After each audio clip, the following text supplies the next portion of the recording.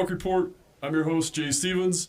Going back to my roots a little bit, we talk all the time about the fact that I was with the first ever Weber State hockey team, but after I finished my time at Weber, I transferred over to the University of Utah. So I was there, I think, the fourth year of the U of U program. Now, that being said, it had been there before all these schools had come back. The University of Utah had a program, like back in the early 80s. And then in my generation, it came, and then the University of Utah ran into some problems with some people that did stuff they shouldn't have done, and the program got dropped. And then resurrected with AJ Bolden and a lot of people, George Chalos, who's a regular guest on the show. And now the program is just absolutely thriving. I have 4 players from University of Utah Hockey from Men's 1 and Men's 2. We're going to explain what all of that means, and we're going to get into it because now you guys are going to Nationals, right? All right, let's start over here. Let's. I know we've introduced ourselves, but let's introduce yourself to the world now. Yeah, my name's Zeke Endy. I'm the captain of the Division II team. Hold on, where are you from? I'm from Fairbanks, Alaska. And how did you end up here? I just came for school. Honestly, I didn't play hockey really my senior year, so I just came to the U for school and skiing and ended up joining the team after that. Oh, cool. So you grew up playing, though, in Alaska? Yeah, I moved around. I lived in Seattle, graduated in upstate New York, played AAA and all that, but just didn't want to go play juniors, so just kind of ended up here for college and then joined the team. Okay. Marcelo D'Antonano, sophomore year. I originally played on the M1 team for 2 years, and it's my first year with the M2 team. I originally came for mostly financial aid, for scholarships and whatnot, but I'm out for the tryout weekend. I talked to Feeney throughout the season when I was in Minnesota, ended up out here. Very cool. All right, how about you guys? I'm Mike Curtis. I'm the captain of the Division I team this year. Okay. I'm a senior, and I'm from Chicago originally. All right, have you been here for 4 years? I've been here for 4. I think I've actually been here for 5. I lived in Provo for a year before I actually came to the U. Billeted with a Mormon family, the Holmes family, and they were really sweet to me. Kind of the reason why I stayed out here in Utah. Billeted, what were you doing? So I was playing junior hockey. I had 2 years of junior eligibility after I graduated from high school in 2019. In my first year, I went to the Ontario Junior Hockey League in Ontario, Pickering, Ontario. And at the end of my season, they cut us off completely because of COVID. Oh. So my dad told me it was either maybe go find a place that won't get shut down during COVID, and you can play some hockey. So I came out here, and I loved it and stayed out here. All right, cool. And you? My name is Landon Langenbrunner. I'm from all over the place. I grew up in Jersey. I lived in Minnesota for a while, St. Louis for a couple of years. And then I ended up just coming out to school here because I had a friend that went to school here, and I just loved it when I visited, so I decided I'll come to school here. So I played juniors when I was in high school, before and after my high school season in Minnesota. And then after my senior year, I decided I didn't really want to play hockey. Okay. So then there was a COVID year. I wasn't in school. It was kind of just like a gap year. And then I eventually decided to come out here because I really liked the school, and I didn't realize that that I could play hockey, and then I realized I did. So I was like, yeah, I'll play. Nice. Any relation to any of the other Langenbrunners, NHL wise? Yeah. So my dad is Jamie. Okay, so that explains that. As you were talking and you said your last name and you're like, oh, it's in Minnesota, New Jersey. I'm like, oh, okay, that clicks. Yeah, all right. Yeah. What does your dad think about you playing here? Oh, he loves it. It's kind of fun because it's a lot less serious than I used to have taken it. Yeah. But I think he really enjoys it. I enjoy playing and just have a group of guys out here that's really fun to be with and play. So. That's very cool. Yeah. All right, so there's M2 and there's M1. I basically understand what it is, and it's awesome. And the University of Utah also has a women's team, and I think they did pretty well this year, right? Are they still? Do we know? They're still kicking, but I think my sister plays on it. She's actually one of the goalies. I think they've done better in prior years, but again, still kicking. A lot of new kids or new girls, sorry. But yeah. All right, cool. And so the way it was designed in the beginning was M1 was going to be kind of geared towards guys coming in that had played juniors and grew up playing elsewhere, had a higher level of play. And M2 was going to be geared towards maybe 18 or 19-year-olds that hadn't played juniors, maybe more local guys, and more of a, almost like a development for M1. Is that still how it's kind of shaping out? I don't know if we really view it that way. Okay, tell me how you. I know that was the proposal. I know that was when it was all coming up. That was how it was supposed to go. But tell me more about it. How you guys see it and how it's going. Yeah. I don't know, Landon. Well, I think like the way that teams end up working out, and I think it's just kind of cool because I think it's kind of a great sign when your leaders on both teams, like guys, really like their teams and enjoying being with their teams. So I don't think there's a lot of guys that end up going up or down necessarily. I mean, we've had a few guys that have gone down to M2, but that's like the same thing. I think they enjoy playing it just as Chell can speak better to this, but I think again, the community is the same. Like great group of guys, great group of people to be around. So you just have two opportunities of a team that you want to play for. And I know it kind of sucks to say it this way, but M1 is a more competitive team. You're playing, and we're going to get into a couple of the games that you guys played this year that were pretty big for the University of Utah. But and I'm not trying to diss on it at all. I'm just saying that this is how it was set up. That was kind of the idea, is that all right, you come in, play 2 years at M2, and then play the last 2 years at M1. But that's not how it's going. No, I think the biggest thing, I've been on the M2 team for 4 years. I would say the biggest difference is the age gap. I think you hit the nail on the head there. Erdis and Landon can speak to, most of those guys do play juniors, and a lot of our guys come straight from high school. Yeah. But I think at this point, we're two separate schedules. We're just two really great teams that just have different, guys with different mentalities on school and on hockey. And, it's really just two great cultures. But honestly, I would say pretty separate for the most part. And then, we kind of come together for, off the ice kind of things. Do you get the same amount of ice time, M1 and M2, practices and stuff? Or no? I think we get one more practice per week. So what does for these M1 guys. practice? We practice 7:15 to 8:30 every morning, Monday through Thursday. Okay. And then typically we'll have games on Friday and Saturday nights at 7:30 starts. All right, and what's M2? We practice at night, Monday through Wednesday. So Okay. we just don't get the extra one on Thursday. Okay. And we play Friday, Saturday. All right, that's cool. That's and it's nice because one of the big bonuses for you guys is that you have a rink right on campus. And when I came back, that was what I was looking at.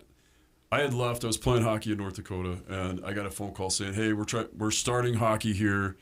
We want all of our players that have left to come back. We want all local kids back." And they just started talking about the offer was kind of out there. You could play wherever you wanted to play, but only one school at the time had a rink on campus. And I was kind of being pampered by having a rink on campus where I was playing. I'm like, well, I'm going to Weber State then because one, I like purple, and two, I like that I could practice every day.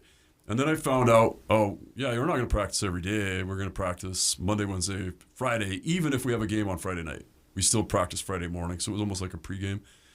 But it was a unique experience to be around it. I don't think a lot of people get the difference between ACHA and NCAA.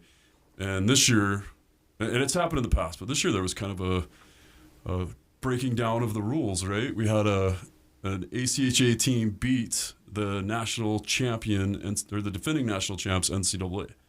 And then you guys played that team. Yeah. So what we're talking about is UNLV beat University of Denver. And now before I get all the hate email explaining it to me, I know that a lot of Zev Buem wasn't there because he was playing World Junior. This happened during World Juniors, so the coach wasn't there, and a lot of that stuff. But those are still NCAA scholarship players. We could talk about scholarships too, because that's NCAA is hockey doesn't get the entire team's not on scholarship. Do you guys get some kind of assistance with tuition or anything, or is it just regular financial aid? I mean, I get academic and just merit-based aid, but I'm not. You don't really get anything for being on the hockey team. Yeah, I think maybe there's been whispers of guys potentially getting some stuff, but for the most part, we're all just here academically. A lot of us on scholarship for good grades and really just doing it on our own. Okay. But and at some point, somebody's like, hey, I'm going to play ACHA, University of Utah. How much should I think I'm going to end up paying for that season, and what do you get for what you pay? It would be nice if we had a booster. If we had a collection of boosters, right? Yeah. It would make recruiting a lot easier for us, I think. I think right now our dues sit somewhere around $4,000. Yeah. And with that, you get a whole season. I think we play 30 games, home and away. It's practice every week. Really, you're paying for the experience, and the experience is awesome. Yeah. It's worth every penny, right? I think it's worth every penny. Helmets, sticks, gloves, any of that? I think we get some equipment paid for in that. Yeah, I think it's helmets, gloves. And then like a pant shell or like something? shells, Yeah. Okay. Well, I mean, that's a pretty good deal. Yeah. I think That's- you're starting to see around the ACHA too. A lot of teams actually are starting to get to the point. I mean, we've got teams in our division M2 that guys are on scholarship. They are having all their gear paid for, and From some random booster? I think a lot of the religious schools are starting to, Liberties, U-Marys, schools like that, where hockey is a part of their, academic or their athletic department. But Even though it's ACHA? yeah, it's really just the level you're playing at, but you are Yeah. under the umbrella of. So I think it's really evolving, I would say. At UNLV, I'm sure they can speak to it. Those guys are all rocking Warrior sticks, Warrior helmets. That's, there's some real money in the ACHA now that's starting to set. It's certain interesting teams apart. because we talk about that with UNLV, and we saw it with Arizona State, and that was kind of a reflection of them having, their whole program basically started because they had the Coyotes, and then the Coyotes were starting to put money into it, and then the ownership of the Coyotes changed, and then the NHL took over. And that's what's happened with UNLV. That's what's happening in South Dakota, which never really had hockey. Now they have hockey because of the NHL participating. Have you guys heard whispers of Utah going NCAA? I know it's in AJ's plans. AJ, I mean, he's, since he brought the program back, that's been his goal. I think he's been clear about that since I got here 4 years ago. And just seeing the way the community's being kind of growing, it's been awesome. Like, you definitely see steps being taken to get there, but, I don't know if I've heard anything that's like, we're getting a big booster that's coming in to help us get there. You need donors. You need somebody to get you there. Yeah. Yeah. Right? Need somebody you need a big fat wallet, right? You need some. So if anybody's listening and wants to help the University of Utah, I know there's a lot of alumni out there that listen and probably are looking for ways, and you just get a hold of AJ Bolden or George Chalice. People can even reach out to me, and I'll patch it through. But that's one of the first questions I had the privilege of having Gary Bettman on the show, and one of the first questions I asked him, which is kind of funny, I said, all right, I'm going to ask you a bunch of questions. He goes, don't tell me what you're going to do, just do it. And I'm like, all right. That went different than I thought I was going to go. But I asked him, I said, I've seen the NHL help in these other markets. Is the NHL going to help here? And he immediately was like, yeah, absolutely. We're already looking into it. We already know there's programs here. And then he mentioned the U of U and Weber State by name. And he's like, I know they have everything in place. I've seen the University of Utah seem to be more supportive, from the standpoint of the administration at the University of Utah. I think AJ and George and everybody else that's involved have done a good job. It's kind of like building you guys up for them. They've done a great job building relationships with the school. At least since I've been here, I've noticed a lot that, whatever that is, administration-wise, they communicate really well with them, and it seems like we have pretty good standing, at least GPA-wise and everything, with our groups on campus. So, what's the GPA requirement to keep playing? 2.0. is it 2.0? We beat it every semester. is it different from M1 to M2? I think. The credits are different. I think the GPA is the same. I think for M1 you have to pass 12. You have to pass 12 credits And a then semester. M2 you have to pass 9. So in years past we've had guys from the D1 team who only passed 9, so they ended up coming down. Oh, okay. So there's that. one class difference, I guess. Yeah. One class load difference. This guy's blushing over here. Is this? That wasn't me. It's a good friend of ours. Is no longer at the U, but Che Cusick, not to call him Oh, I know out. Che. Yeah, we know Che very well. Well, and that's a kid that could have been playing NCAA too. He grew up. He had all the right choices in front of him. He I had think he was- offers. At one point, he was committed. Yeah. Who did he commit to? Lake Superior. Like, Oh, really? Okay. Yeah, we've known Shay for a long time, and Mason Manick is a guest on the show a lot of times. They grew up together and playing together. That's interesting to know because I think Weber State, UVU, they're all M2 and they are ACHA Division 2, but don't they have to have 12 credit hours? Don't you have to be a full-time student, or is 9 credit I hours? think you have to take 12 and pass 9, so you are a full-time student. Okay. But yeah, All right. I'm sure it's the same. I can't speak to their programs, but Yeah. I can speak, to us passing our I classes. think that's and an them ACHA not. thing, though.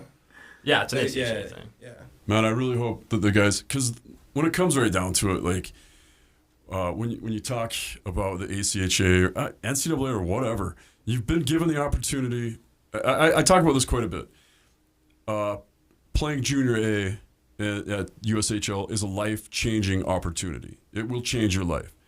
Playing junior A, as I call it, junior A minus, playing for the Mustangs or the Outliers that aren't, they aren't the USHL and they aren't the NUL. That's still going to be a life-changing opportunity.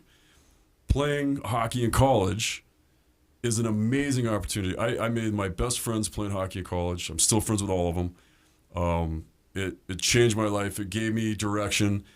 But I hope everybody that's doing it realizes that you got to pass those classes to get that little piece of paper at the end. You're not just there to play hockey. You're not going to the NHL after. Like, even the NCAA guys aren't going to the NHL after, right? A few.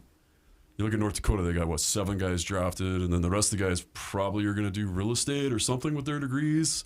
You hope that message is getting through. Do you guys get lectured on that? Or am I the only one lecturing you right now? No, we push that message to our guys all the time. I mean, it's pretty well known though. Like nobody's going into the ACHA like trying to play hockey. Some guys maybe. The expectation is like this is your end. I think as far as really competitive hockey goes. Yeah. I'm sure I'll play men's league in the future. Oh, That yeah. might get competitive. Probably not. All roads lead to men's league. That's what they say. Yeah, I think the best part about the ACHA is you can make it what you want to make it.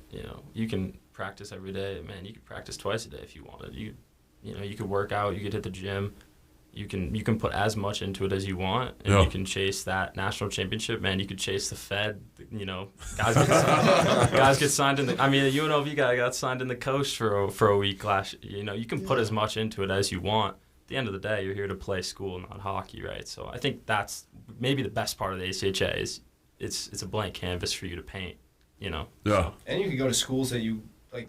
Oh yeah. I know the biggest problem, at least I know a bunch of guys at the NCAA, is they just hate a lot of the schools that are, Yeah. or not that they hate all of them, but a lot of them they're not great schools you want to go to outside of just hockey. Yeah, that's true. And like outside of NCAA Division I, and we've had this conversation quite a bit on here because we've had players come through the University of Utah play, ACHA Division I that had offers, goalies specifically, that have came in. They could have played somewhere else. They could have gone to some school you've never heard of before and played at that level.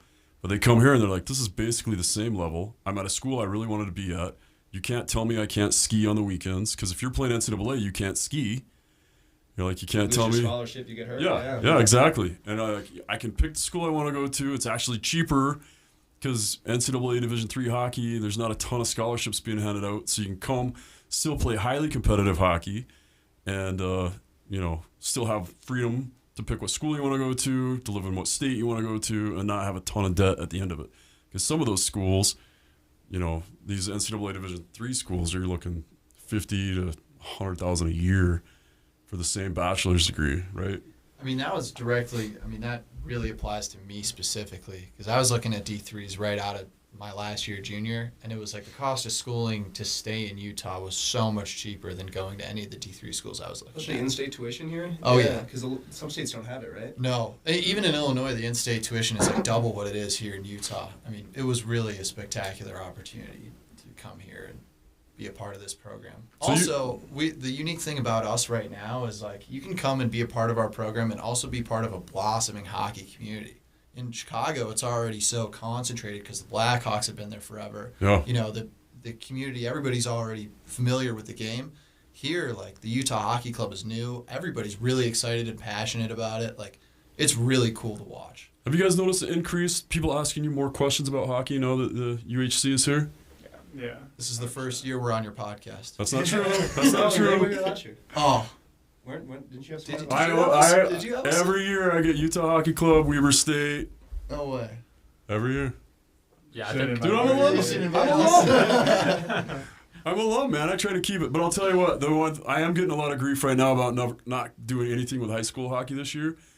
But, like, every time I do, so we'll put this podcast out, and we'll get, your parents will click on it, and our followers will listen to it. We'll be in the 20, 30,000 range or whatever. Or I'll do Utah Hockey Club, and we'll get 114,000. Or I'll do something high school related, and I'll get, like, 600 people. I think one time we had 160 people. Like, we have to gear it a little bit towards what people actually want to listen to. But you guys are doing so much right now. I think that this is the opportunity to let people know, like, how awesome the University of Utah hockey program is, and how like, for what, $7 they can come. How much does it cost to get in one of your games? Less than, I think, $6. $6. Every dollar matters. A movie's $13 right now, right? Yeah. Unless you go Tuesday at noon. Yeah. So let's talk about that. Let's talk about the success you guys have had this year. We'll get to M1. Let's talk M2 first. Talk to us about the season. Talk to us about some wins that you guys had just this last weekend, right? You guys had a big tournament this weekend? Yeah, it's been a great year. We started the program 4 years ago, so we've really been able to see the growth. And this year, I don't know the record, 25-5, something like that. Wow. I think we've won a lot of games and lost a few. So for the most part, it's been really good. We just got the auto bid to nationals yesterday, which, the only top two teams get, Montana State and us. And then last weekend, Shell can kind of speak to this. He was the star of the show. But Oh, really?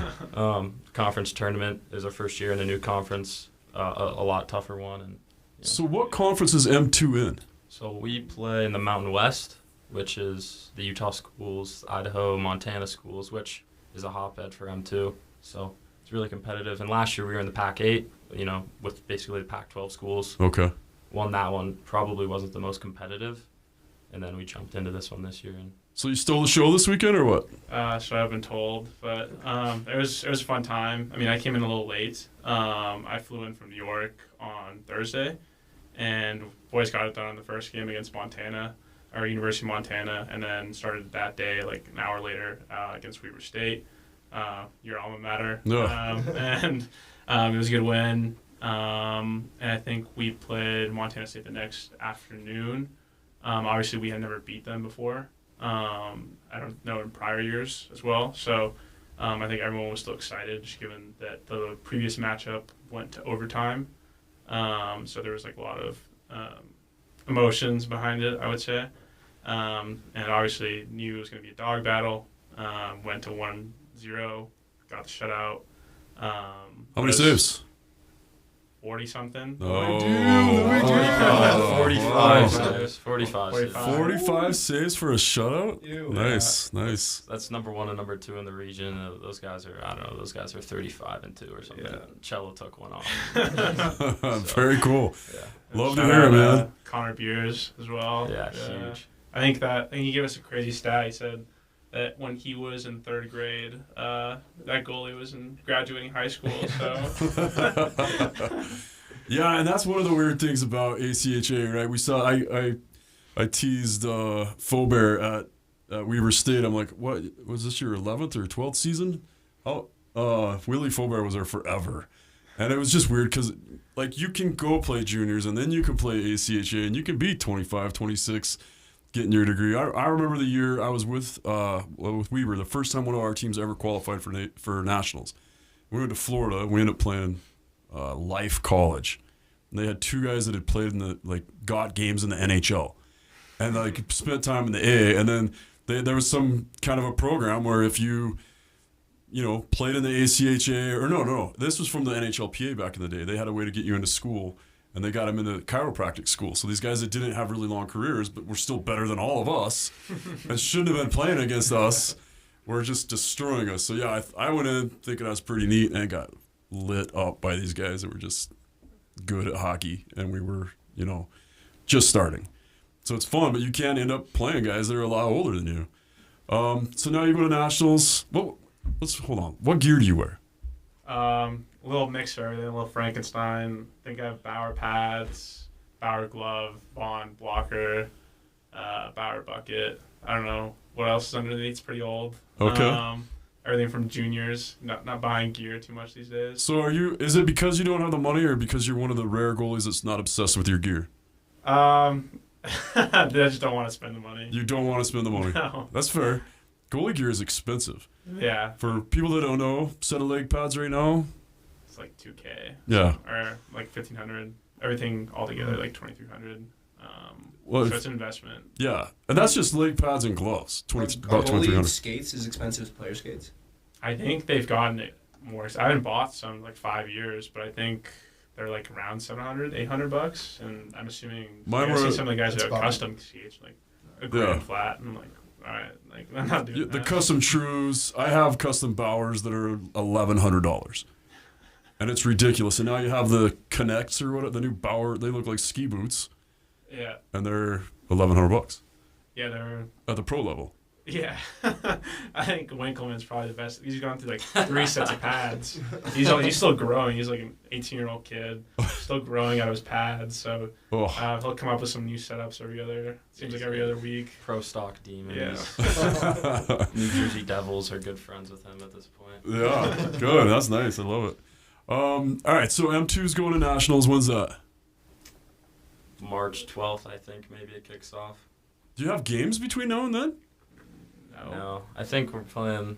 Maybe I think we're scrimmage. gonna be waiting for these guys to finish up their season. That's the best we got. What the heck? Why is there such a long delay? I think probably just scheduling stuff like that and having to work through getting a team to nationals. I would assume. All right. Like why the national or why the ACHA does it that weekend? Well, Or- why are there? Your season's over now. You got a month to wait. You got multiple weeks to wait before you go. Are you guys doing fundraising right now? Is there like a group me or Yeah. how can people help? Yeah, I think on the website probably. I don't have an exact link to plug, but it's just University of Utah Hockey, and then from there, I'm sure you can find a nationals Yeah. storyline. Well, you guys are gonna get sick of just practicing without games, right? It's like it's like preseason again. Yeah, it's Yeah. tough, but I don't know. Price Free you pay. weekends though. Yeah, free weekends. Free weekends. All right, let's talk M1, and let's talk about the season that you guys had. What do you know what your record was? I think AJ told me 17-6-1. 19. No, what is it? 17-6-1. 17-6-1. AJ Okay. said We still have 17-16-1. Okay. I had to correct him there. So, yeah, We've so only lost 17-6-1.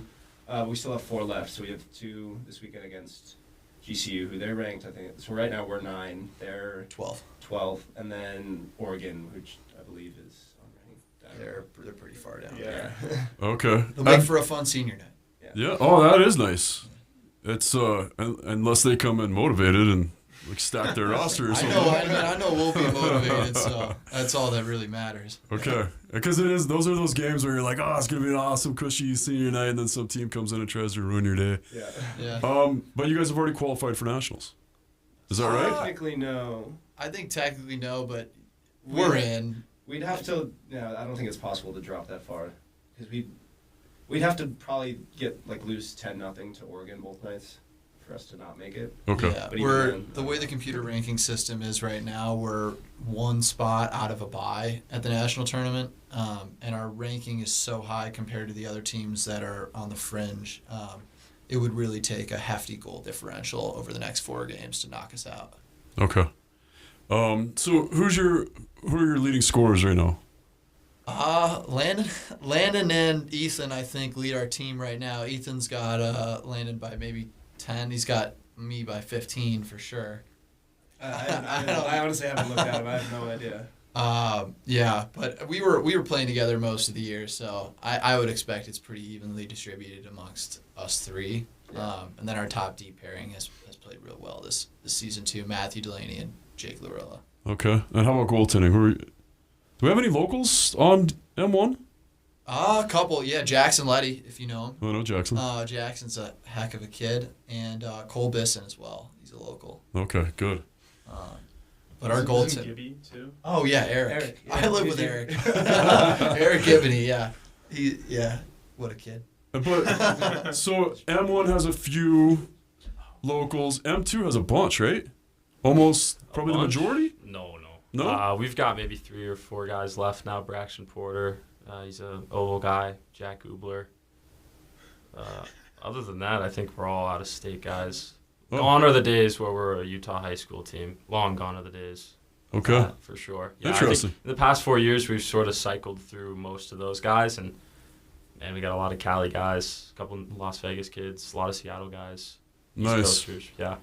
Well, I think what you're going to see happen now is with the development with Utah Hockey Club coming in, and their goal is to have 70,000 registered youth hockey players within the next 5 years.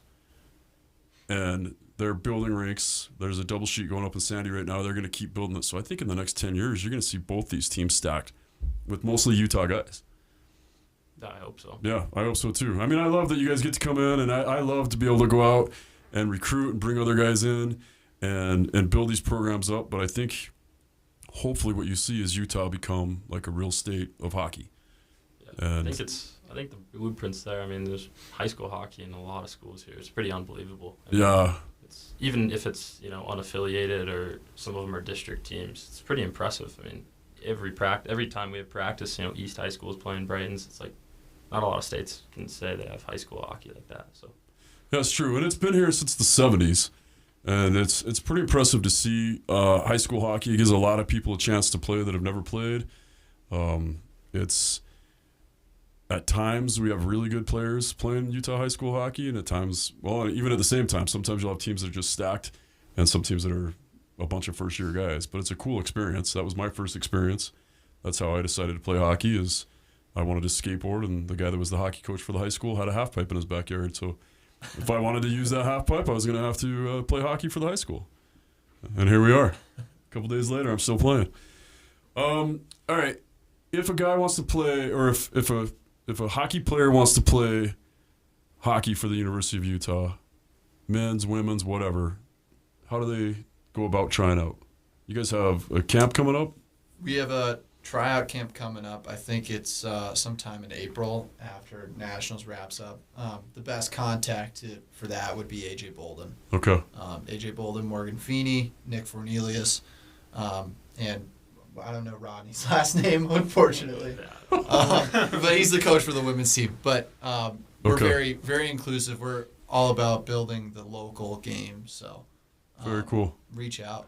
And you're a senior this year, Senior, and yeah, you're going to graduate, I am. and your degree's going to be in. Finance. Okay. Very cool. And you? I'm a senior as well. I'm graduating business admin. All right. And you guys? Technically a sophomore. I came in, so I came to the U because I needed that out-of-state tuition or in-state tuition. So I did a couple of community college credits, and in the meantime, I needed 30, but I only had 26, I believe. So I was here in the fall of 22, just skating with these guys and doing whatever else. And I came in January 23, but decided to push my graduation an extra semester for like internship recruiting for like same type of thing of finance. Okay. So, No, I'm just a senior. I'm a political science major, so yeah, I'm graduating. And what are you going to do with your political science degree? Hopefully go to Harvard Law School. Oh, really? Nah, I'm just kidding. Cornell. Why would you be kidding about that? Let's do it. Not Cornell. All right. Well, that's amazing. I want to see you guys succeed on and off the ice. I hope that people look at you guys as examples. I think you guys have done an amazing job. I love that you're all graduating, and you'll eventually graduate when you get all your credits lined up. But that's the important part to me. It's getting out there and showing that you can play competitive hockey here, and then getting that degree and going on and being successful with that degree. And then, who knows, go to Harvard Law, come back and be that booster that they're looking for. Make some money. Yeah, seriously. Granted, you can charge $1,000 an hour if you I want. think it cost Penn State $20 million to get the hockey team off the ground, so Yeah, we could find that somewhere. I know a There's a guy. lot of money. I know a guy. He was on this podcast actually. Oh, yeah? Yeah, he brought an NHL team here. Yeah. We know the same guy then. That's the guy that I've been lobbying, and obviously he's done quite a bit for the market already, but, he could help. yeah. There's a lot of guys like that could help. Yeah, You know, There's a lot of money in Utah.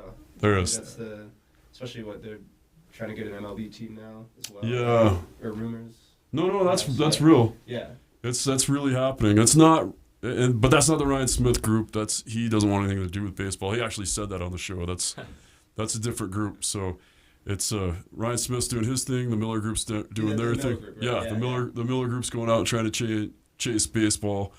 And Ryan Smith's just like, let them do that. I'll just focus on hockey, basketball, and soccer. Right? I think he owns everything else. Let them own baseball. But, all right, guys. Well, good luck at Nationals. Good luck with the rest of the season this year. Anything else you guys want to say before we get off the air? I'm good. Thank you. Go Thanks for Utes. having us. Yeah. All right, go Utes. All right, and that is the Utah Puck Report. Thanks for joining us for another episode of the Utah Puck Report. Please like and subscribe wherever you get your podcast. Rate us, leave us feedback, let us know what you want us to do better. Big thanks to our sponsors, Only Crowns. Love having a dentist sponsor for the hockey podcast. Check them out at onlycrowns.com. Thanks to KSL Sports, the Utah Hockey Club, Madison Miller, and Tegan Stevens for producing. And thanks to the American Hitmen for that awesome intro song. We'll see you next week.